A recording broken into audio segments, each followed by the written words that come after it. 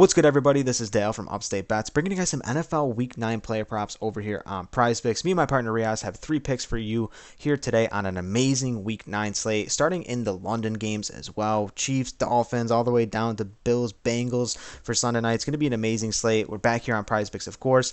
New-time users get a 100% deposit match all the way up to $100. Use promo code UPSTATE when you do go ahead and sign up. Amazing day to get over on the Patreon. NBA's in full swing.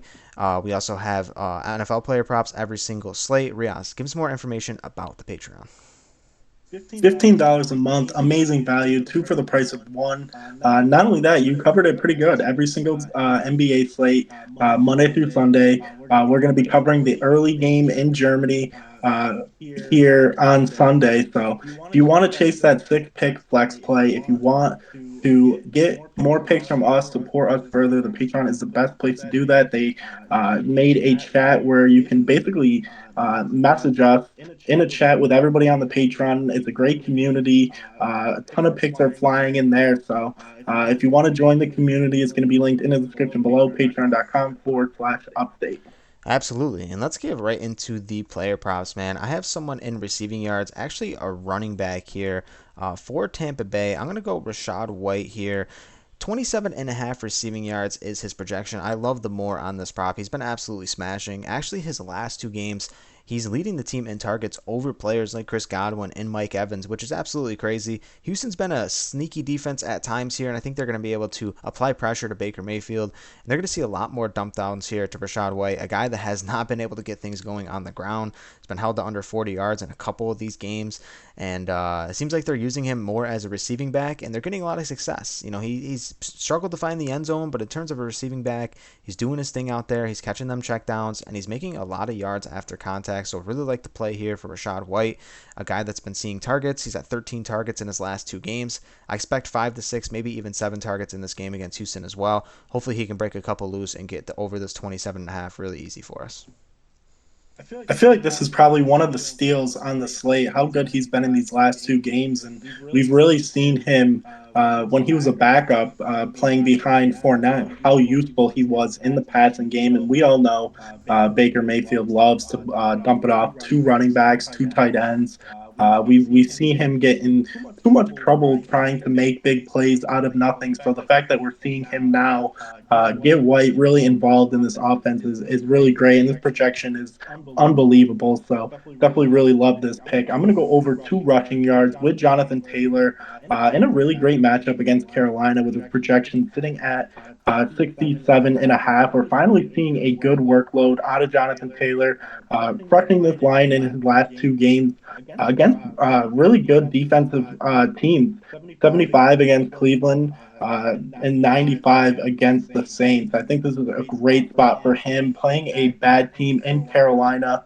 We're just kind of seeing him uh, get 10 plus carries. Obviously, Zach Moss is still heavily used in this offense, but they want to get Jonathan Taylor going. I know they have a lot in him, and with Zach Moss kind of being the 1-2 punch with him, they could use him for third down, fourth downs if needed. But for first and second down, Jonathan Taylor is going to continue to do what he does, and that's rip off really big runs.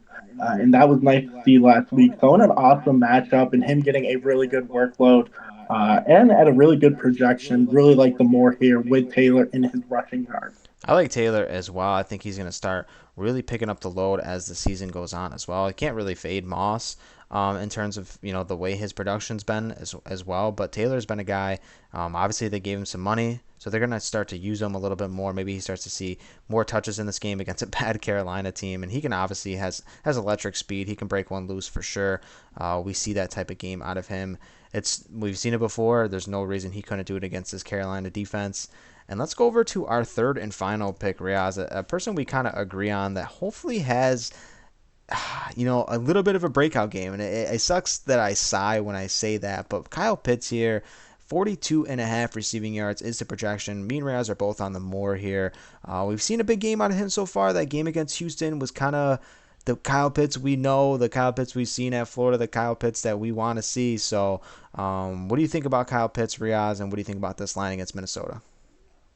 Love Kyle Pitts in this matchup. The big key here is Minnesota's defense gives up a ton of yards in the air. I love that Taylor Heineke is getting the start. Desmond Ritter is a good game manager quarterback, but we haven't seen him really unleash and throw the ball. It's really been one out of 8 games so far this year. He's really done that. No Drake London in this game.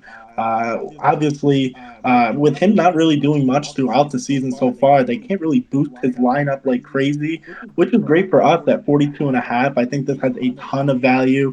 I truly believe he's going to see 10 plus targets. He's probably going to end the game around 70, 75 receiving yards. Obviously, we're probably going to see more Bijan Robinson split out as the wide receiver in this game, but Kyle Pitts is an amazing spot.